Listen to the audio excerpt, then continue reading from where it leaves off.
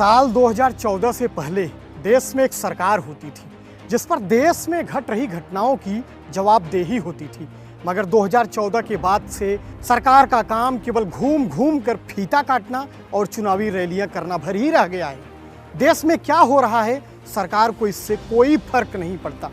18 घंटे काम करने का ढोंग करने वाले प्रधानमंत्री की कुल उपलब्धियां केवल इतनी है कि उन्होंने 9 साल के कार्यकाल में 91 गालियां खाई।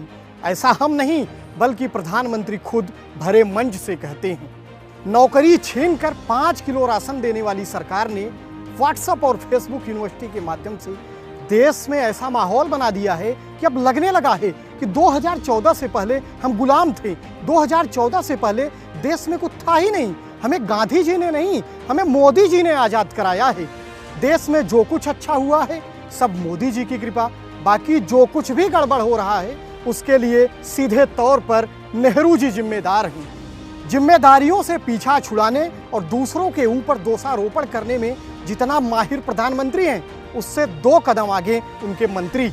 इतना खराब मंत्रिमंडल देश के इतिहास में कभी नहीं था। वो जिस मामले के मंत्री होते हैं उसके अलावा हर मुद्दों पर बात करते हैं। जिस गृह मंत्री के ऊपर देश की सुरक्षा की जिम्मेदारी होती है वो कर्नाटक में खुलेआम कहता है कि अगर गलती से भी कांग्रेस आई तो पूरे कर्नाटक में दंगा फैल जाएगा। इससे वहां की जनता में भय का माहौल उत्पन्न हो गया। मणिपुर महीनों से बुरी तरह जल रहा है। उसको रोकने में अमित शाह सहित पूरी सरकार नाकाम साबित होती है। इससे पहले भी असम, मिजोरम, महाराष्ट्र, कर्नाटक के आपसी विवाद सहित कई राष्ट्रीय मुद्दे पर अमित शाह पूरी तरह फेल रहे हैं।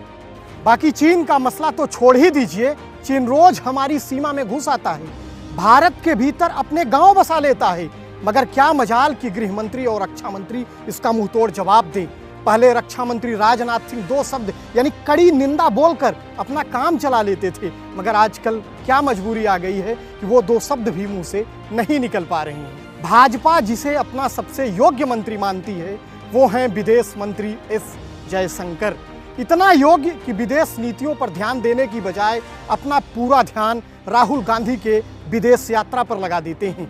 जब कभी उनसे चीन के दुस्साहस पर सवाल पूछा जाता है तो कहते हैं चीन से हम कैसे लड़ पाएंगे, चीन तो हमसे बड़ी अर्थव्यवस्था है। जब अर्थव्यवस्था की बात आई तो निर्मला सीतारमण की बात भी कर ही लेते हैं, जो कि मोदी सरकार की एक तेजस्वी मंत्री हैं।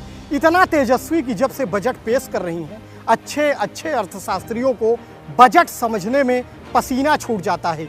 उनसे कहिए कि प्याज के दाम बढ़ गए हैं तो जवाब देती हैं हम लहसुन प्याज नहीं खाती। उनसे पूछा जाता है कि रुपया कमज़ोर क्यों हो गया तो कहती हैं कि रुपया कमज़ोर नहीं हुआ है, डॉलर मजबूत हो गया है। ऐसे वित्त मंत्री से अगर आप देश की अर्थव्यवस्था चलाने की उम्मीद करते हैं तो फिर भगवान ही मालिक हैं। देश की महिला एवं बाल विकास मंत्री हैं स्मृति ईरानी। ये रूस से लेकर यूक्रेन तक हर मुद्दे पर ज्ञान झाड़ती हैं, लेकिन जब महिलाओं और देश के बेटियों की बात होती है तो बोलना तो दूर ये सुनना भी पसंद नहीं करती हैं। इनकी हकीकत महिला पहलवानों पर हुए अत्याचार के बाद पूरे देश ने देखा। बालासोर रेल हादसे से पहले रेल मंत्री अश्विनी जी रेल की सुरक्षा को लेकर तमाम हवाई दावे करते रहे, मगर हादसे के बाद उनकी भी कलई खुल गई। सरकार द्वारा रेल बजट में कटौती ने कई 100 लोगों को बेरहमी से मार डाला। 1 साल के भीतर 51,000 से अधिक बार रेलवे का सिग्नल फेल हुआ, मगर सबक लेने की जगह रेल मंत्री सोते रहे। ऐसे ही आज से 2 साल पहले जब कोरोना में लोग दवाई और इंजेक्शन के लिए तड़प रहे थे तब तत्कालीन स्वास्थ्य मंत्री हर्षवर्धन मटर छील रहे थे। इसके अलावा गिरिराज से लेकर अनुराग ठाकुर तक और भी कई मंत्री हैं जिनके मजबूत कंधे पर मोदी सरकार के प्रोपेगेंडा को आगे बढ़ाने की जिम्मेदारी है। आप इन मंत्रियों से पाकिस्तान, गाय, गोबर सहित पूरी दुनिया के बारे में कुछ भी पूछ लीजिए, बस उनके मंत्रालय और सरकार के कारनामों के बारे में कुछ मत पूछिए। ऐसे माहौल में आप भी भुखमरी, बेरोजगारी, खुलेआम लूट और तानाशाही के अमृतकाल का मजा लीजिए। बाकी मोदी जी देश को 2-4 साल में विश्व गुरु बना ही दे रहे हैं।